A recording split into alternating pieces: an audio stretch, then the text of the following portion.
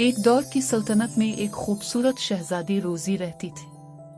इसके चमकदार गुलाबी बाल थे और वो अपने टावर से मोहब्बत के गीत गाना पसंद करती थी। लेकिन रोजी ने खुद को तन्हा महसूस किया क्योंकि इसके पास गाने के लिए कोई नहीं था। एक धूप वाले दिन रोजी बाग में गुलाब चुन रही थी जब उसने पड़ोसी की आवाज सुनी। ये दूधिया नाम का अस्तबल में एक शर्मीली सफेद घोड़ा था। हेलो दोस्त, रोजी ने कहा। मलिका भी उदास लग रही थी, तो रोजी ने मुल्की की ईयल में गुलाब की लट डाली। तब से वो हर दिन एक साथ गुजारते थे।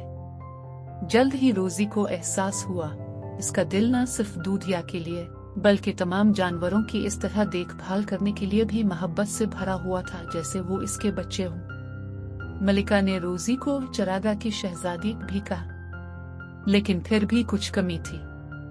एक दिन बाजार में एक खूबसूरत किसान लड़का लियाम नामी सब्जी बेच रहा था। जब उसने मेहरबान रोजी को खंजीरों के साथ खेलते देखा तो वो जानता था कि इसका दिल भी भर गया है। क्या तुम मेरी शहजादी बनोगी? लियाम ने पूछा। खुशी के आंसुओं के साथ मुस्कुराते हुए रोजी ने कहा, हाँ। इस दिन से रोजी, मुल्की और लियाम अपने तमाम प्यारे और पंखों वाले दोस्तों के साथ फार्म में इंतहाई खुशी से रहते थे।